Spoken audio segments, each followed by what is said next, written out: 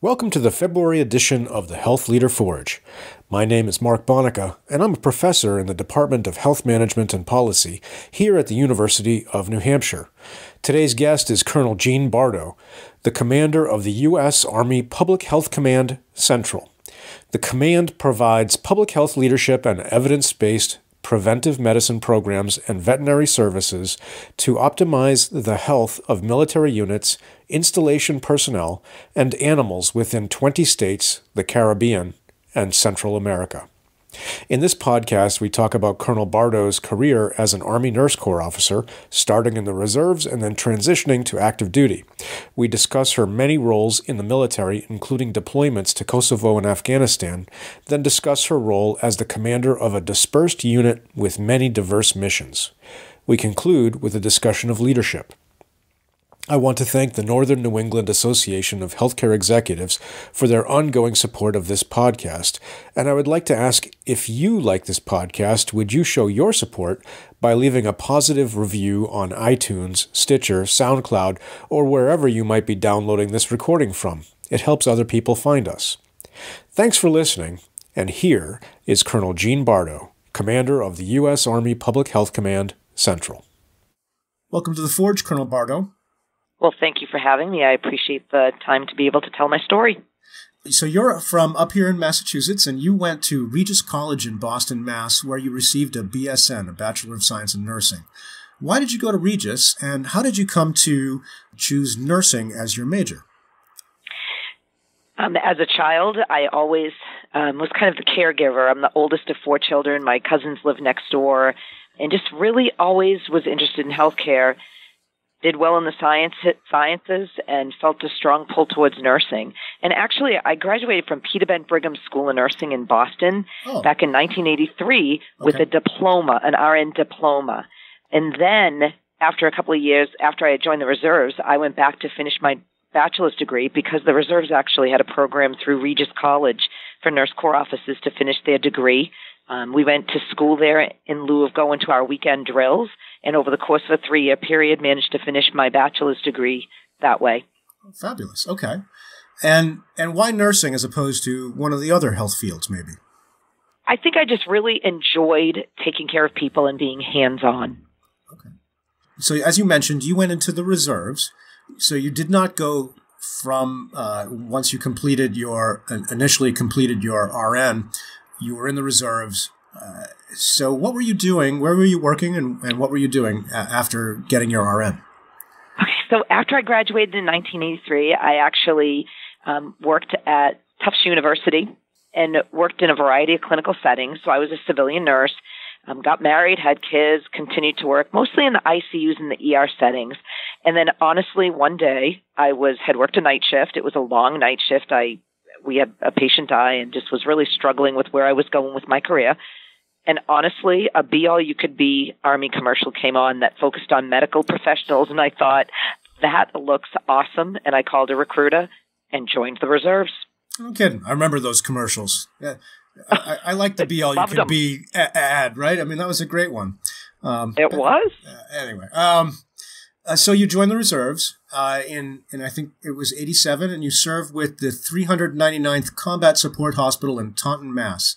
So for listeners who are not familiar with the Army Reserves and what that, how that's different than the active component, what is the U.S. Army Reserves? So the definition is really the Army Reserves is the Army's a federal reserve force. They provide operational capability and really strategic depth to the total Army to support the national defense strategy. So what does that really mean? Basically, we don't have enough workload, so to speak, for soldiers to be on active duty, to be prepared to go to war all the time. So the Army looks for folks who do the job that we need on a regular basis and be in a reserve status ready to go at the drop of a notice when we need them to go. But they can be really civilianized most of the time and then come on active duty when we need them. So that's really the U.S. Army Reserves in a nutshell. So, and the 399th Combat Support Hospital was a reserve unit. Why would it be a reserve unit as opposed to an active unit? So interesting. So the 399th was established back in before World War II, I think I want to say 40, early 40s.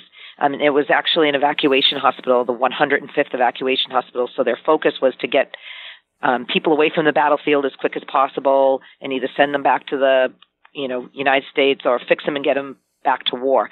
After World War II, it was placed in a reserve status. And I'll make an assumption that at that point, we didn't need as many active duty hospitals that could go to war. So that particular one was placed in reserve status. And in 1974, it was actually redesignated as the 399th Combat Support Hospital. What a combat support hospital brings to the table is really close surgical, dental, pharmacy, lab, x-ray, critical care capabilities closer to the point of injury. And again, the purpose of having it as a reserve is that we can, in theory, quickly call up the reserves and say, we need a combat support hospital in 30 days to go downrange to set up and take care of soldiers.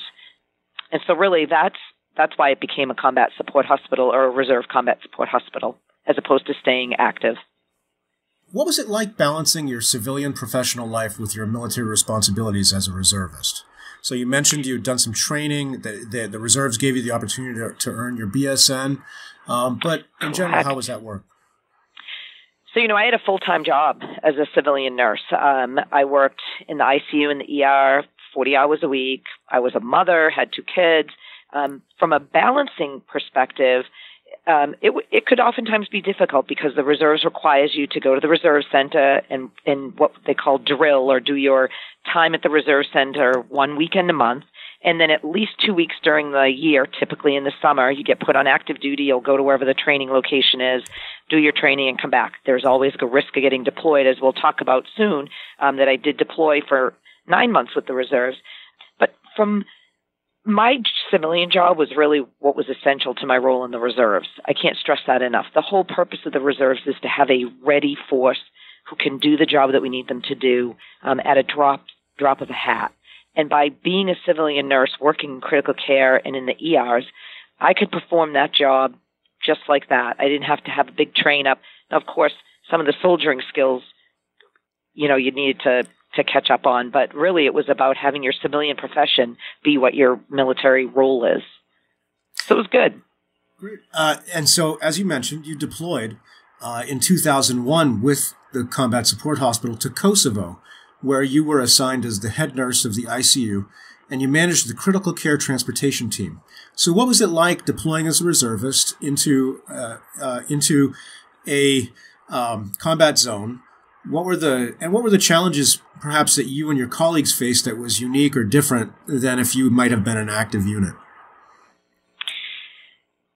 So we went to Bonsdale, Camp Bonsdale in Kosovo in 2001. We arrived there before 9/11, so we were there right around the February 2001 timeframe. And it was a peacekeeping mission, so it was relatively calm from that perspective. Most of the time we took care of sick soldiers, occasional appendectomies, but a large number of local nationals, just providing goodwill care.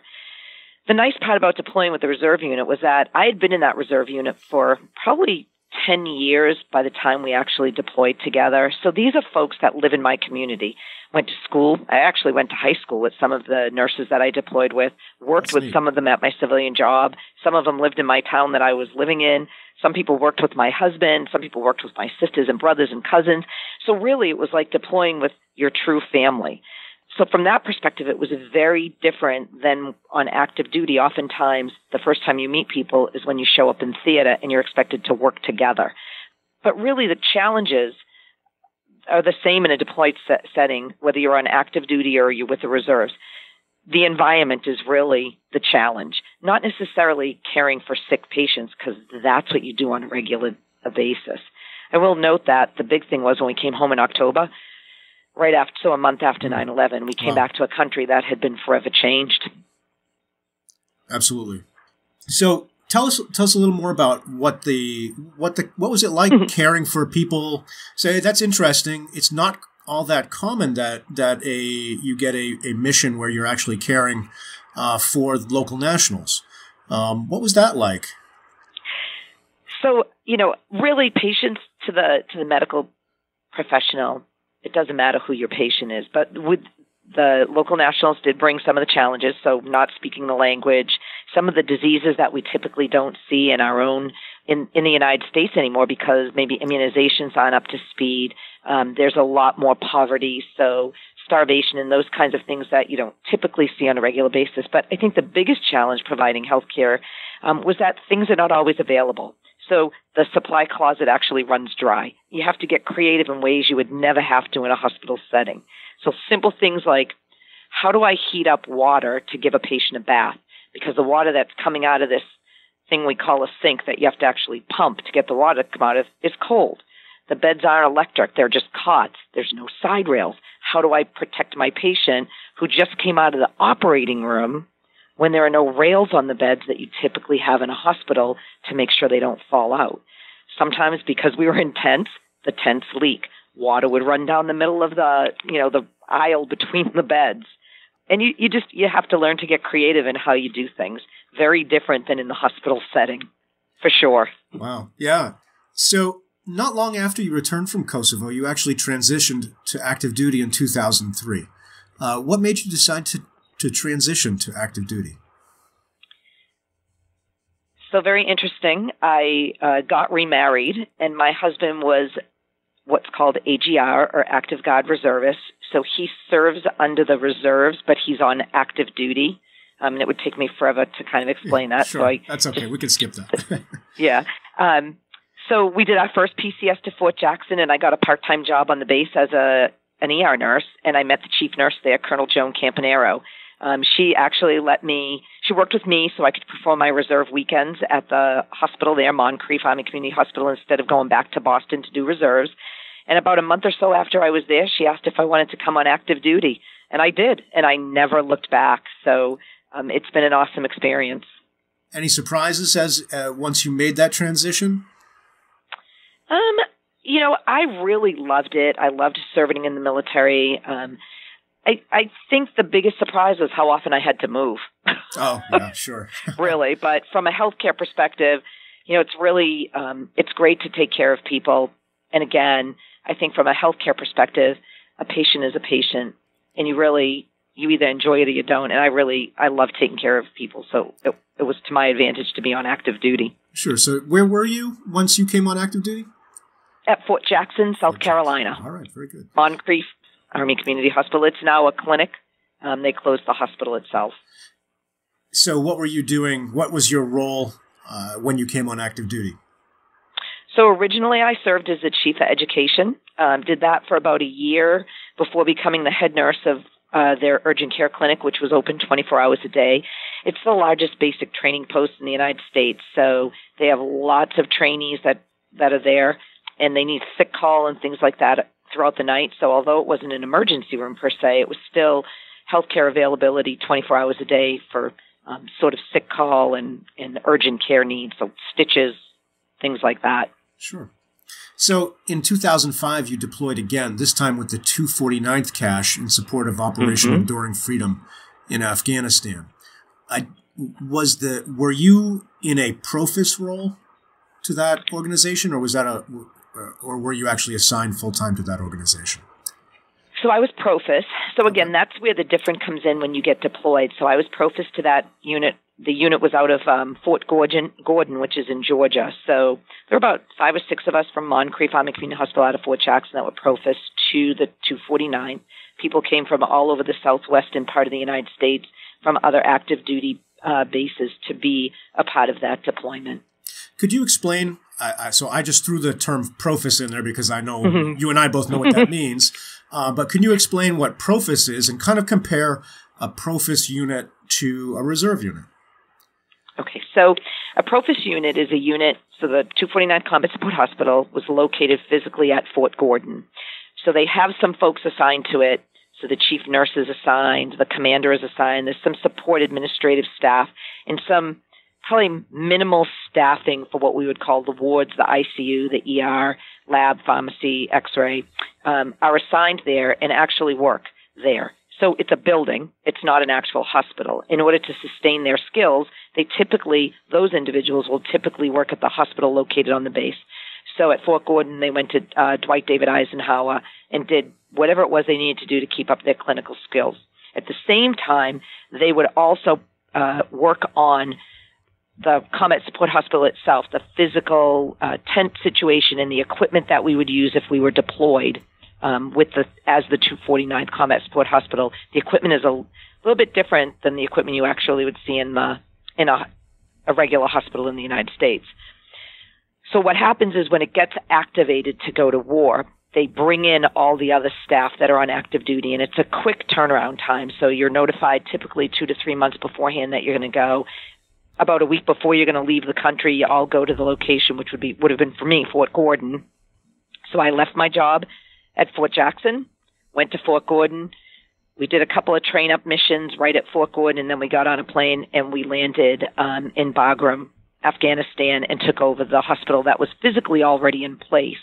Now, if it hadn't been and the mission had just started, the war had just broken out, we may have been required to build the hospital from the ground up, but we happened to fall in on a hospital that was already built at Bagram. And again, pseudo tent and wood kind of structure.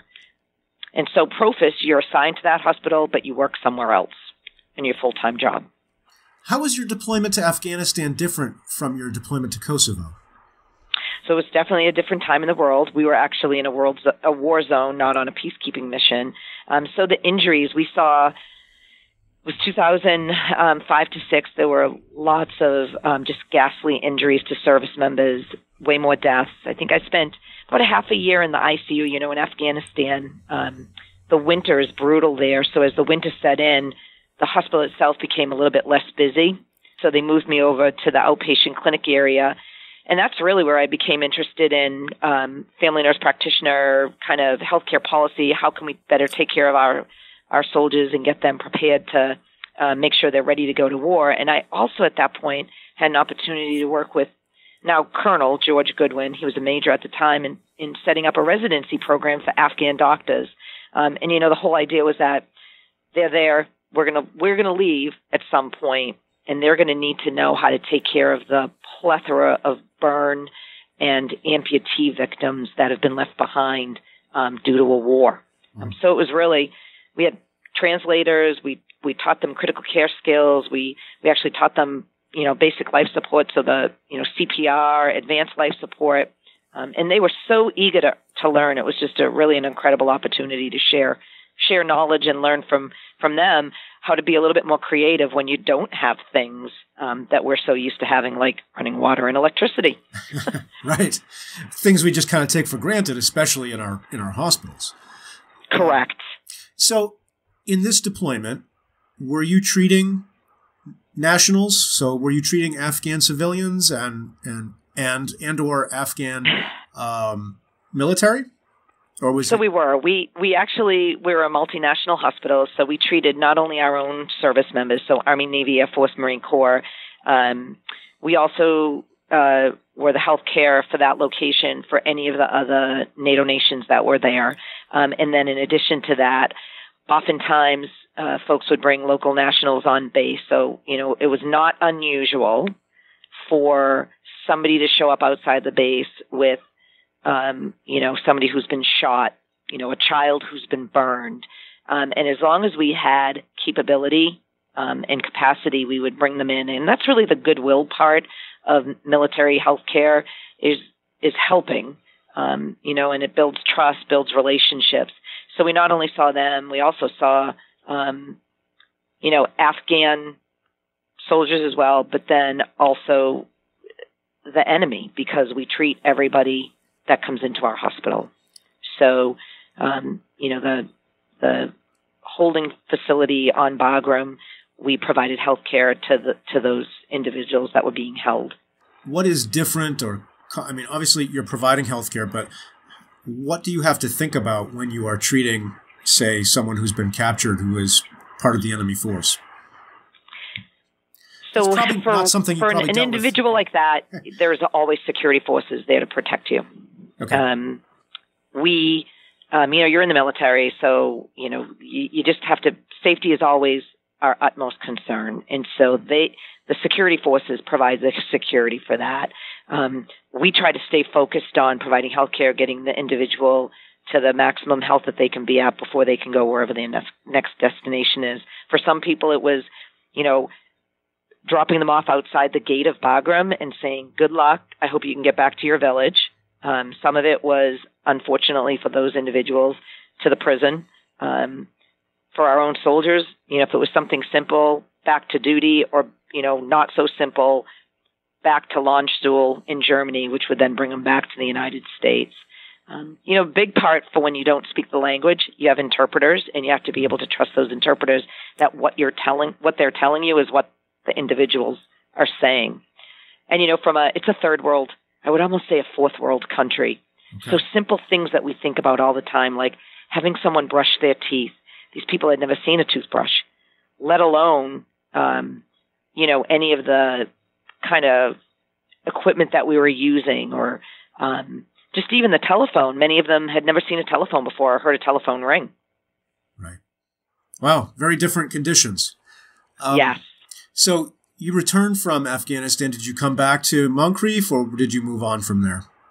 I did. So you always go back to where you are, and you're pretty stabilized they try to stabilize you for, a good 6 months to a year, just to allow you to kind of reintegrate into society. Because when you're in a place like that for an extended period of time, there's all kinds of folks have difficulties reassimilating into society. So the Army really does a great job at making sure that they give you some stabilization, the best that they can, to help you with that. So I stayed at Fort Jackson. I moved up into doing sort of the next level of work. So I was in operations and covering down for the chief nurse, and then decided to go to nurse practitioner school.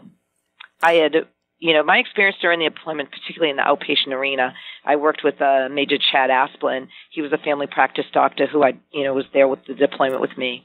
And he was just exceptional as a family practice doctor. I watched him with patients, and I thought, this is awesome. I could do this. And he really encouraged me to go to FMP school, so I did. Okay. And you went to the Uniformed Services University's Graduate School of Nursing. So I did. Tell us a little about USUS. So USUS is the military's. It's the military medical school. So there's also we grow our own doctors as well.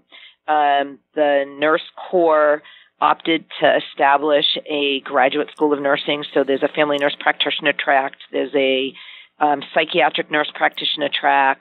There's a clinical specialist track in the operating room. And there's a certified nurse anesthetist track. So, it's right in Bethesda, Maryland. It was a great opportunity. The nurse practitioner program is, at this point, it's now a 3-year doctorate program. When I went back and graduated in 2010, it was a master's level program, rated in the top 10 in the country.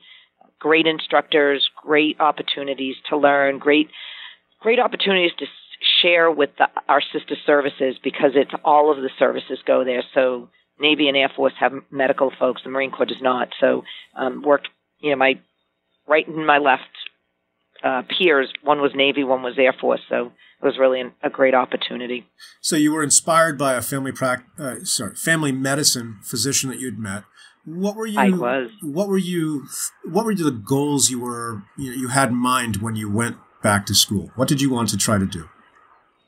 So really and truly, we spent a lot of time, talking about family practice and just healthcare in general while we were deployed. And, I really was interested in trying to improve the health of the force, just from a preventive status. Like, if we could do things before people get to the point where they're truly sick, if we can change their behaviors, the old adage, an ounce of prevention is worth a pound of cure. I really thought that was the role that I could see myself fulfilling as a family nurse practitioner. So you completed the training. Where did that new qualification take you? What did you do? So that's where the Army is very interesting. So I was sent to Fort Sam Houston in 2010 to work at what's called a troop medical clinic. So all the soldiers who are in training here at Fort Sam Houston get their care over at the troop medical clinic. We call them TMCs. So I was seeing soldiers for sick call early in the morning to help not interfere with their training. and get them back to training because that's really our priority. And then reviewing them and making sure that folks who truly had medical issues that may prevent them from being a soldier were addressed appropriately. I did that for about a year and then had the opportunity, because as you gain rank, you're given more responsibility. So I also got promoted to lieutenant colonel right before I graduated. And so I was offered the opportunity to be the chief of a clinic. So I was the chief of the Taylor Burke Clinic out at Camp Bullis, which is a satellite clinic from Brooke Army Medical Center here at Fort Sam Houston. And we provided both sick call to the soldiers who were out in that training environment, but also a small family practice. I had 4 other doctors that I worked with, and I think 1 PA, and then a plethora of support staff, and we ran basically a family practice clinic out there. Jeez. So what was that like, running your own clinic? Oh, it was really awesome. I mean, the leadership at BAMC really allowed those of us who were running clinics to look at what our priorities were, establish the way ahead, and really move out smartly, and supported that. So we didn't have a lot of micromanagement. It was interesting for me. I had never run a clinic before other than an urgent care clinic, which is really sort of like an ER. It's very different than a Monday through Friday clinic. It just, allows you the opportunity to not only grow yourself, but to help other people grow as well. So it was a great opportunity. Okay. How long were you there for? 2 years. Okay. At the same time that right after I graduated from nurse practitioner program, the Army offered me the opportunity to go to Army War College, doing it via distant learning, and spoke to one of my mentors about that and thought that was a great opportunity. Retired General Bill Bester, and he said, when the Army offers you something, you should never look that gift horse in the mouth. So I took that opportunity, and I actually graduated from War College with a degree in strategic studies. And so from there, the Army sent me to work for the Assistant Secretary of the Army, Manpower and Reserve Affairs at the Pentagon to oversee health policy. So I did that for 2 years, and it was incredible. It really was incredible. So what is that? So you're at the Pentagon. What is that role? So essentially, you look at different kinds of governing bodies. So the National Defense Authorization Act. What does Congress want the health care to do? What does TRICARE need us to do? What does the president tell us he wants the health care to run? Folks down at the lower levels for MedCom establish policies and run it through the Assistant Secretary of the Army for Manpower, Reserve, and Reserve Affairs. My role was literally to read and staff policies and to ensure that they were actually acceptable policies for us to push out, because once those policies were in place, that's how business is done. So you had a huge scope and a huge responsibility. I did. Wow. And there were 4 of us. Four healthcare providers actually worked in that office and handled that. And we split stuff up. So I did a lot in the behavioral health realm, a lot in the critical care realm and women's health. Somebody else did sort of medical diagnoses kind of stuff. Someone else covered readiness, health of the force readiness. So we worked together, but we had our own portfolios that we focused on. Okay. So from this policy job, did you come back to Fort Sam immediately from there, or was there something else? I did not. Okay. I actually was selected to be the chief nurse at Fort Jackson for Moncrief Army Community Hospital and spent about a year and a half as the chief nurse there. Okay. Which was an awesome job. I went back to being with soldiers. So whenever you get to mentor and shape the future minds of the military medicine and have a part in that, it's really an awesome feeling. You get to spend time. Really, the nice part about being in leadership is you don't really physically do a lot. It's not like you're putting widgets together. Right. You're sort of overseeing that and helping folks to focus and become great leaders themselves. So that was a good opportunity. And then in July, I took command of the public health command here at Fort Sam Houston. So in July of 2016, you took command of the public health command central at Fort Sam Houston, as you said. What is the mission of the public health command and the central? So our mission statement is: we strengthen public health by generating readiness of the total force through force protection and integrated animal health. So you say to yourself, what does that mean? Well, that's what I'm saying. So essentially, what we really strive to do is optimize the health of military units, the installation personnel, animals, and the environment within 20 states, the Caribbean and Central America. That's the breadth of my command. And there are 4 public health commands: the Central region of the United States, then east of the Mississippi is considered the Atlantic region. Then we have the Europe region and Pacific region. And so we each have our own area that we cover, and there are some specifics that are just done in each of our own areas. So I, for instance, have the only level 1 trauma dog hospital in the military here at Fort Sam Houston that falls under my purview, which they don't have in the other 4 regions. What is a level 1 trauma dog? Did I say that right? Trauma dog center. You did. Okay. So think of BAMC, Brooke Army Medical Center, a big hospital, or Boston City Hospital.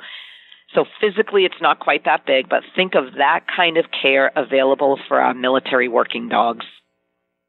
So we have surgical suites, we have CAT scan, we have OR, we have a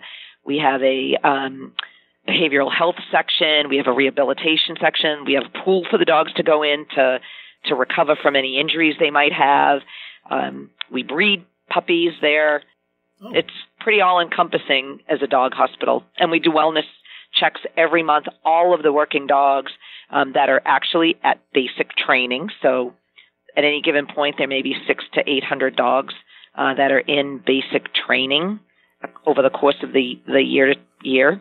And they have sick call, they get upset stomachs, and they have, ticks and fleas, and they break their paws, and they need a place to go to. So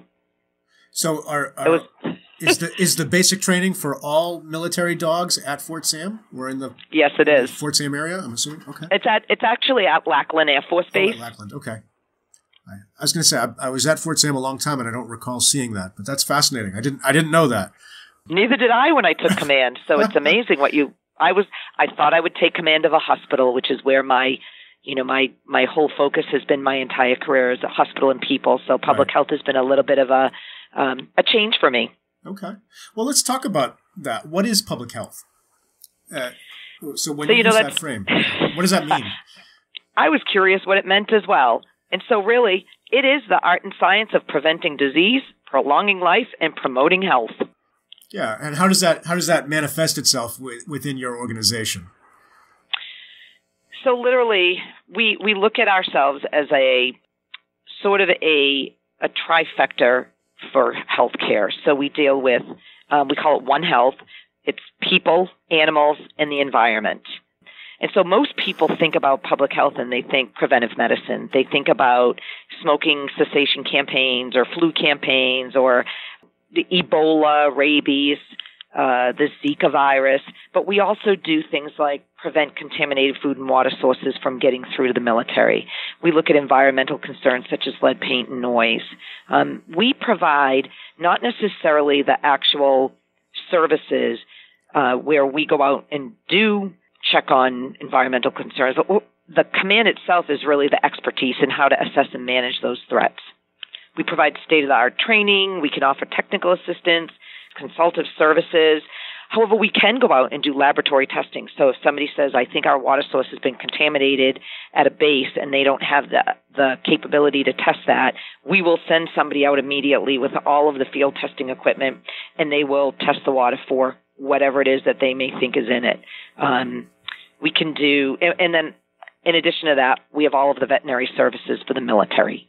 So all of the working animals, dogs, horses, mules, any of the colleges, the universities. So the Air Force Academy is here in my region, and they have the falcons that they let loose at the football games, and they tour with them. We provide health care for those falcons.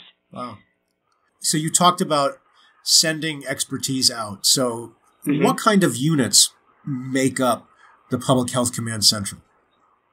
So interestingly, it's a very different type of a command. So here at Fort Sam Houston, I have a headquarters building where sort of like the administrative oversight. Within the building itself, we have the environmental health section, and they'll do contaminated water sources or anything within the environment, soil. When bases open up their pools, anything like that, they can go in and check the water sources to ensure that they're clean sources.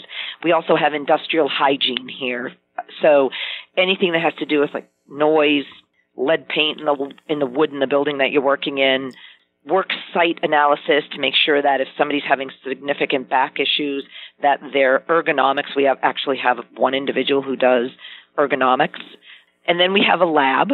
So we have the DoD Food Analysis Diagnostic Laboratory here. So all of the rabies from the central region. Anybody who thinks, you find a bat, particularly in the housing area, they'll send the bat to our lab, and we will test it. We also take, so Fort Carson has an issue with, hang on while I remember the name of that, prairie dog. That's what it is. Yes. Prairie dogs. And they carry a specific zoonotic disease that, you just want to make sure if they're using some of the sandboxes within the child development centers that they're not leaving excrement behind, and then that could infect the kids. So we can go out and test for that kind of stuff. And then, the dog hospital is its own sort of separate entity. All of the working dogs across the entire military, if they need that higher level of care, we will have them sent to there to get taken care of. And then we have veterinary services on almost every single installation across the United States. So both Army, Air Force, Navy, Marine Corps, if you see a veterinary clinic, that's actually the oversight comes out of my command in the central region. So the veterinary, the vet office at Fort Carson, for example, up by the Air Force Academy, does that organization roll up under you, or is it supervised by, or do you provide professional oversight and it actually reports to a local commander? How does that work? So I have two local commanders. I have a command. So we split the country in half, the whole central region in half. Okay. So essentially anything that's above the Oklahoma, Texas, New Mexico border, anything above that is part of Fort Carson. And I have a commander with a very small administrative workforce that oversees everything up in the northern part of the central region. And then I have another commander located at Fort Hood, and he does the same thing for those areas. So the individual clinics report directly to them, and then they report to me. Okay. So you do have assets outside of Fort. So you're at Fort Sam Houston in San Antonio, but you do have Correct. Assets that report back to your organization ultimately. I do, across 48 installations, across 20 states, the Caribbean, and Central America. So let's talk about you. You're the commander. Okay. What does that mean? I am. So it was a learning curve for me because I had made the assumption that I would get command of a hospital, and you know what the roles of the commander of it's sort of like the CEO of the hospital. The commander of the public health command is a little bit different because my folks are spread out all over the place. And essentially your job as a commander is to lead, provide oversight, facilitate growth of the organization. It can be very difficult to try to do that when only maybe 10% of your people are located within walking distance of my office. Right. Most of them are a plane ride or a full day drive away. But really your job as the commander is to lead, provide oversight, and facilitate growth of the organization. Well, so with a distributed organization like that, how do you do those things? How do you provide the oversight? How do you help your people grow and so forth? So, each day is different. And I when I first took the organization over, I took about 90 days to figure out exactly how I would go about doing that. And so for me, every day is different due to not only the diverse nature of the organization, but the fact that everybody is located all over the place. So when I'm here at the headquarter building in San Antonio, I spend a good portion of the time working with the administrative staff on projects like budget, manpower, work with the lab, I do a lot of professional development with supervisors and soldiers alike, as well as individual civilians, just making sure that we've spent the time and energy to not just mentor, but actually educate and grow them. So making sure that they're getting to courses that they need to get to, if there's other civilian opportunities that they can attend. In addition to that, on any given week, I could be traveling with my command sergeant major to various locations. And when we go out, it's a little bit easier because we get to spend time with the soldiers and the civilians. Usually in a group setting, we'll do a kind of a briefing, and then we spend time visiting with individuals, making sure that there aren't any issues that they need to have addressed at my level, at the what we would call the 06 level. So sometimes we'll have trouble getting, let's just say, there's a leak in the building, which we are basically renting from the Navy because we're at a Navy base. So oftentimes I will spend my time when I go to that particular base meeting with the base command group to strengthen our relationship. I always spend time with the hospital commander just to make sure that they're aware that my folks are there. We may need some help with just getting classes, training.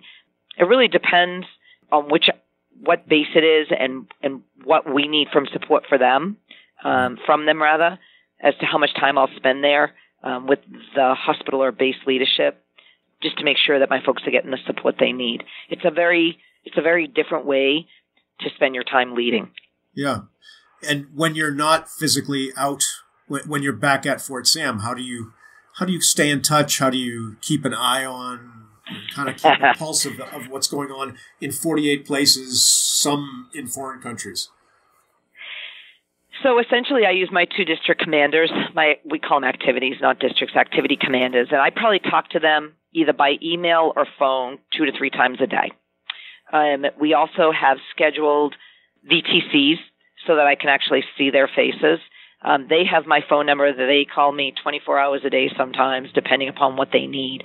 Because oftentimes it's the next higher headquarters that you're asking for support from, and you just want to run something by someone who can give you maybe a better idea or make sure your idea is the right idea. So really it's a lot of constantly pushing out information, but by either telephone, email, or VTC. Okay. Well, what are you paying attention to? What are you monitoring kind of on a recurring, regular basis? Interestingly enough, what we would call the public health enterprise across the Army medicine really only had a few metrics that they were looking at that were public health related. So essentially, we are really looking at what is it that we do, what should we be monitoring right now, and how can we start monitoring as soon as possible. Right now, we're only monitoring biannual physicals of the working dogs and some food audit stuff, as well as some occupational health exams, follow-up for hearing injuries, and then high-risk workplace analysis. So from an actual metric monitoring perspective, those are the things we're looking at, but we really are looking at establishing some significant public health metrics to help move the Army forward and really the military forward with its public health enterprise. From a kind of subordinate unit thing, I keep my finger on the pulse through my first sergeants, my district commanders, my sergeant major, to make sure that we don't have any soldier issues, because we do have some soldiers who are just 2 soldiers out on a Navy base or an Air Force base, way far away from any other Army assets. And can you give an example of who would those people be, and why do you have 2 Army soldiers at a Navy base or an Air Force base? What are they doing out there? So they're veterinary corps people. So It'll be a veterinary corps officer, so a veterinarian, and typically what we call a 68 Tango, which is the enlisted version of the veterinary tech. So I'll use Minot, North Dakota as an example. It's an Air Force base. They have a higher number of working dogs than some of the other locations. So there is a veterinary treatment facility on base where the working dogs can get their care. So right now, stationed there full-time is a military veterinarian and 1 military enlisted veterinary technical person. We also have some civilians that work with them, so they're not by themselves, but they're no other Army folks around them. Okay. So it can make it a little bit difficult for Army professional development for both of them to make sure that they get the things that they need. The services can be very different, even though we are military, we can be very different. So that's what I'm talking about in terms of having folks that geographically dispersed. Yeah. One of the things I always found interesting was I thought of veterinarians, growing up, I thought of veterinarians as primarily, small animal, care, but the veterinary services in the military have a number of roles, including food safety, which I thought was interesting. Is that still the case? It is, and it is actually a very big part of their mission. They check on the food supply coming into any military installation. So including, for instance, if we get our chocolate milk from Nestle's, we have to send a veterinarian to the Nestle factory that is sending us that food to ensure that they're following the rules and regulations that are governed by FDA and other organizations that say how you're going to prepare and take care of food. So they have to actually go out on the economy and look at that.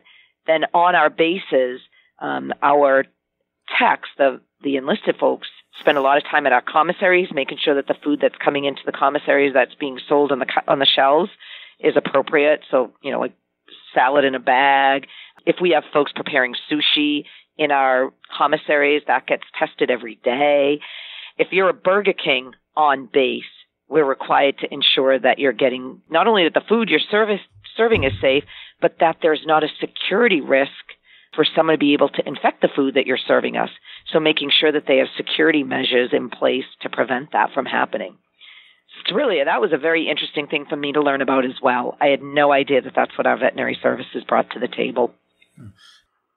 How has your leadership had to evolve in the last year as you've worked in this kind of unique organization?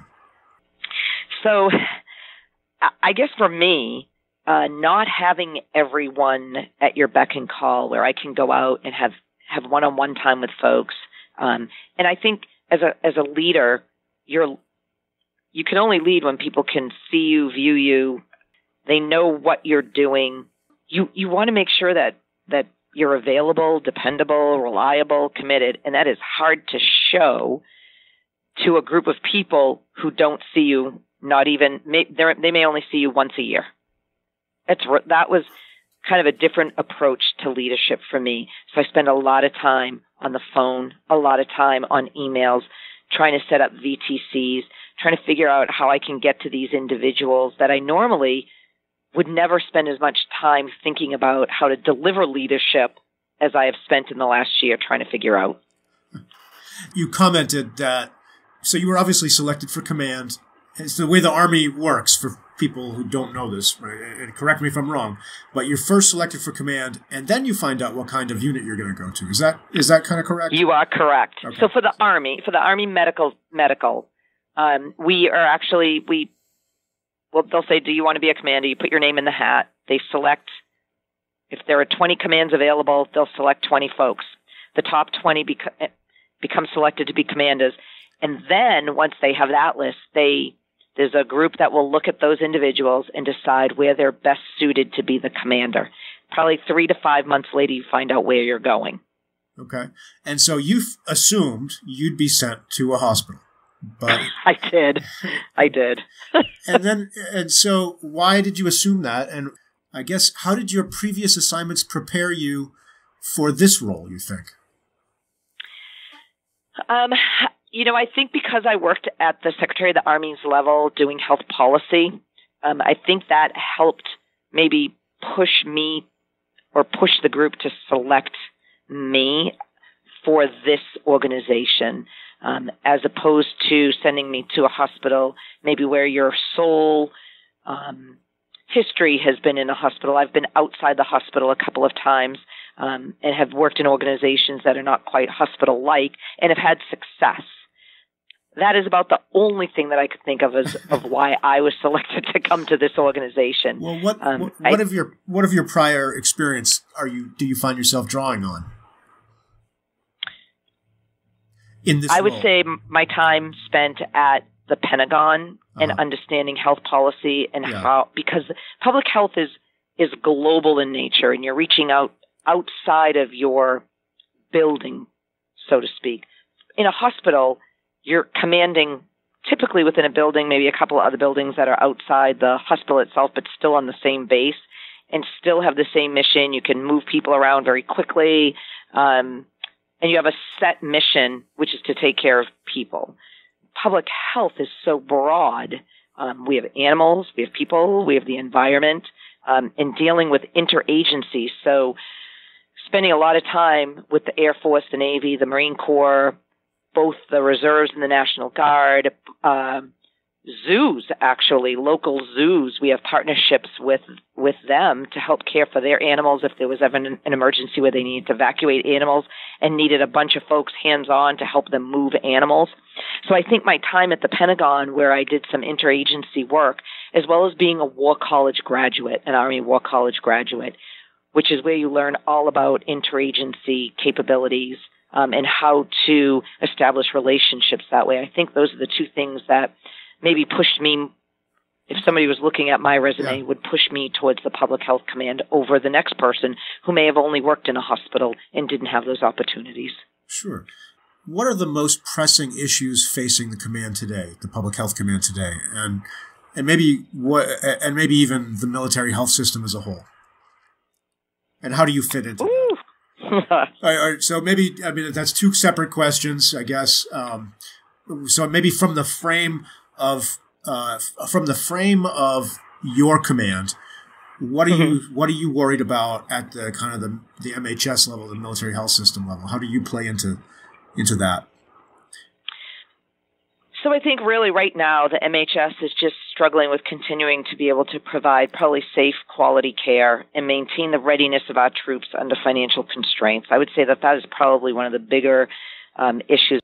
You know, we're under the microscope all the time on how we provide health care. It's very unusual for you to hear anything about, you know, Hospital X in downtown San Antonio. It might be a blip on the news, but it doesn't make huge headlines and have congressional interaction. So I think for both the military health system and even just public health in general, it's such a global, there's so many global issues that are hot right now. So originally it was last year, Ebola, the Zika problems, providing quality, again, I'm going to say it, quality safe care, and maintaining readiness of our troops, and how are we sure that our military folks are ready to go to war and do their mission at war.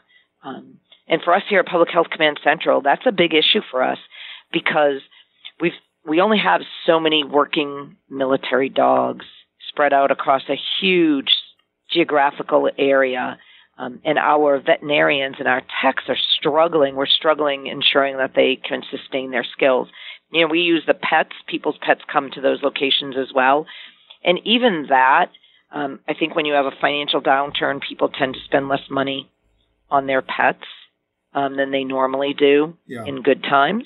Yeah. And so over the course of the last few years, we've seen a significant drop in the number of pets that are being brought on base to have their health care. So our patient population, to keep our skills up, has dropped significantly. And that right now for us is a pressing issue because I need to make sure that if a veterinarian or tech has to go to war, can they do the job that I need them to do? And are they prepared to go? Interesting. Well, so let's shift gears a bit and talk a little bit about leadership. What would you say is your leadership philosophy?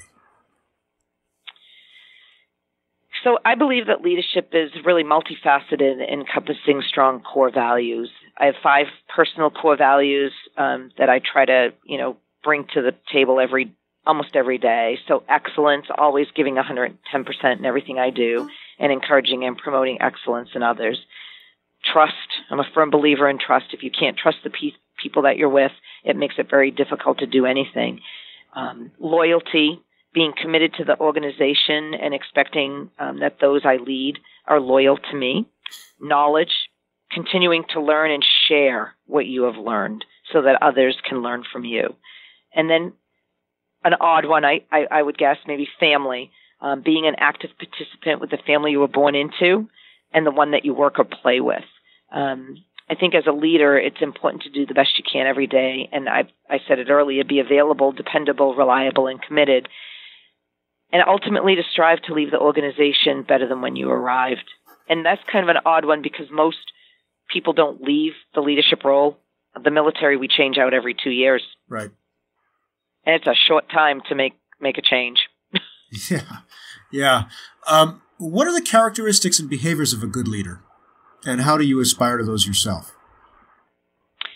So I think being flexible is probably one of the traits or characteristics that a good leader has to have, because not everything goes according to plan. And having the courage to always do the right thing no matter how difficult it may be. Having patience, humility, and integrity. And I'll tell you, I probably have to work on those every day. Particularly, not integrity is an easy one for me. Sometimes maybe humility isn't, and patience is probably the one I struggle with the most. Yeah. I want things done. Right. I know how to do them. I have to make myself, step back to allow other people to grow. So I try to practice that every day. Who did you learn these from most? I would say my dad. Yeah. He was a just pretty dynamic person, and he expected that from me, and he lived those values himself every day.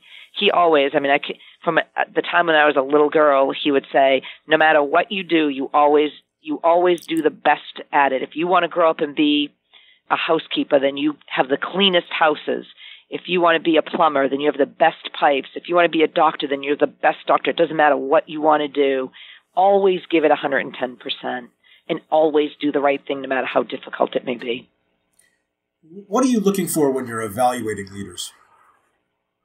So I'd say I'm looking for not only the standard, leadership traits that we all look for, but individuals who are willing to step outside their comfort zone, ask tough questions, they're innovative, and they think outside the box. And very rarely do you hear somebody say, well, that's because we've always done it that way. That's probably one of my pet peeves. Yeah. We've always done it that way. I want them to think out. I want them to be innovative and grow. So here's a money question for you. Can you give me an example of a leadership lesson you had to learn the hard way? Oh, there's plenty of them I'm sure I could tell you about. But I would say probably for me, I'm a workaholic. And I am a perfectionist. And so sometimes I struggle with that work-life balance and impatience. And so I often work late. So my husband is still on active duty, and we don't live. He's in D.C. still. Oh. So I'm what we call a geographical bachelor. So, I'll stay at work late. I can get a little overzealous when I need a project done. I get excited about things in terms of, I want everyone to be a part of it. And so let's all get together and, whatever. And I didn't realize that a few of my subordinate leaders were actually staying well past the normal duty hours to get work done. Because that's what they thought I wanted them to do, and That's what they thought I expected them. And actually, it wasn't until a spouse came to me at a Christmas party just this past year, and I said, "Oh, how's things going?" And she said, "Oh, they're okay." And I said, "How are the kids?" And she said, "Well, they're good, except they really miss their dad. He's missed a bunch of key family events. I know you guys are working late, and I know he has to get the job done, and he really wants to do a good job, and it just makes the kids sad." And I felt horrible. Yeah. I literally realized that I had dropped the ball completely on making sure that my subordinates really understood my expectations of them. Yeah. And being a little bit more patient and maybe not being so overzealous in terms of making sure that things were getting done right away. So I really try and I work on that. So typically at 5:00, I go around and I tell people it's time for you to go home. Yeah. And I even change into civilian clothes and go running, even though most of the time I come back, but I wait until the parking lot is empty. And I know everyone has gone home, so I can make sure that, they learn from you and they mimic what you do. Right. And I felt horrible about that. Yeah. And that's a failure of a leader to recognize that. I'm grateful that she pointed that out, and I could change my behavior for that. But boy, that was a eye-opening experience for me to pay attention more. Yeah. Kind of along these lines, of the leaders setting the standard, what is organizational culture and why is it important? So to me, organizational culture is really about the values and behaviors that make up the heart and soul of the organization. You know, your productivity, your performance, the safety of the organization are really dependent on the culture. I mean, if people think they can just come to work, drink coffee all day, not get anything done, nobody cares, or be disrespectful, then that perpetuates an atmosphere where people don't want to stay, and then it's shoddy work that gets done. And I think for me, the most important aspect of organizational culture is to treat everybody with dignity and respect, and really to make sure that everybody is clear on their roles and their responsibilities. And cultural change is hard. It takes time. It doesn't just happen because I say, okay, everybody is going to be nice. From now on, everyone will be nice. Right. It really happens because you build relationship with the people that work for you, and they watch you, and they see how you behave, and they want to emulate that, and they want to follow you because of who you are and what you represent. And that takes time. And unfortunately, I think the one fall or bad point for the military is that, or the Army medicine military, we put people in command for only 2 years. Yeah. And it takes you about a year to kind of get into a groove. And then you don't have enough time to really see the cultural changes take place. Yeah. I agree with you. I remember that. And I think that it gives a lot of opportunity for change and different sets of eyes, but it does have that downside of the quick turnover. You're just getting to know somebody and it's time to go.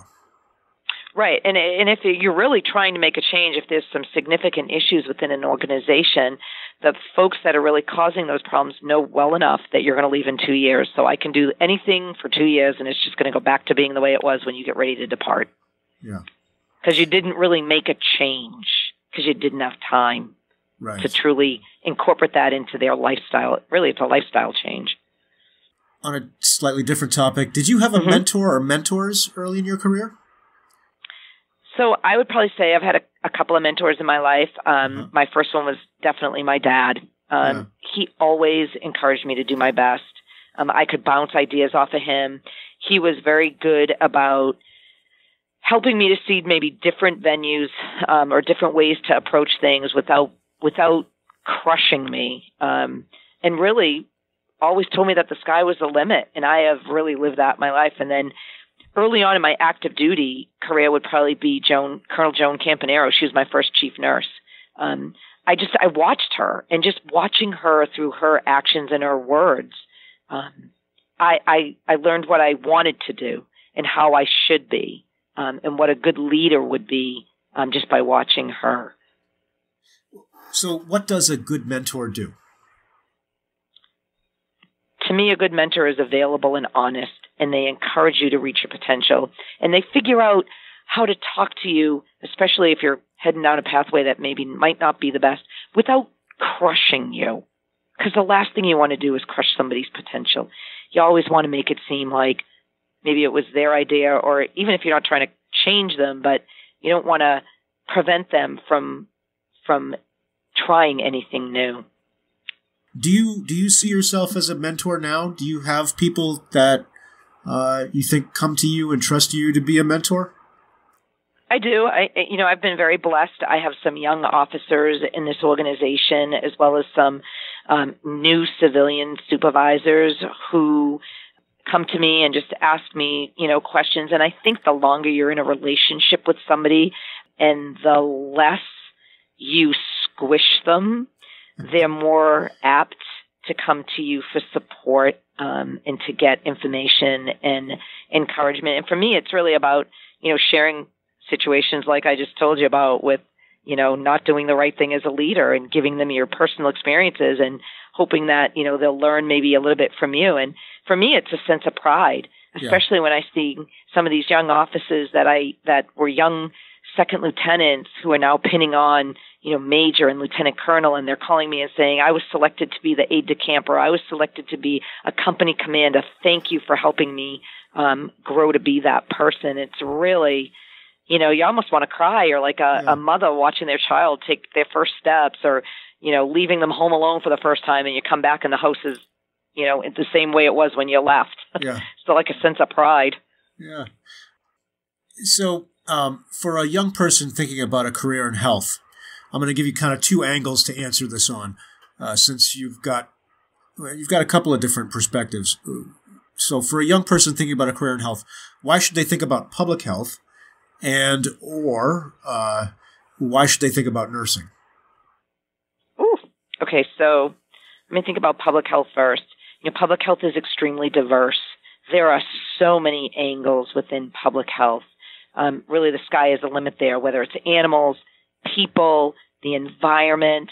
Public health makes a difference on a sort of a global perspective. So if that really is the thing that you'd be interested in or at all, public health is the field for a young person. It's interesting. And there's so many aspects to it that interplay in all kinds of things. From a nursing perspective, I think it takes a special person to be a nurse. I look at sometimes people who are nurses who have cared for either me or my family when we've been ill, and there's definitely a type of person that should go into nursing. You have to be caring, calm. You have to be kind and humble. You have to want to do things that other people don't necessarily want to do, like give a bed bath to an elderly person. And, again, it's a different type of a career field. I will say it is a wonderful career field. And again, different paths that you can go down, and you can change. You can be a registered nurse and be taking care of cancer patients, and 2 years later decide that you want to work with maternity patients or work in the ER, or maybe you want to do teaching. And it is a diverse field, and it is family friendly. All right, so last question. What advice would you give to early careerists who aspire to lead a healthcare organization? So I would say watch and ask questions. Participate in committees within the organizations to understand how it runs. There's so much more to healthcare organizations than just providing the actual care. And you can be a great bedside healthcare provider. I've seen a lot of nurses and doctors who are exceptional at the bedside.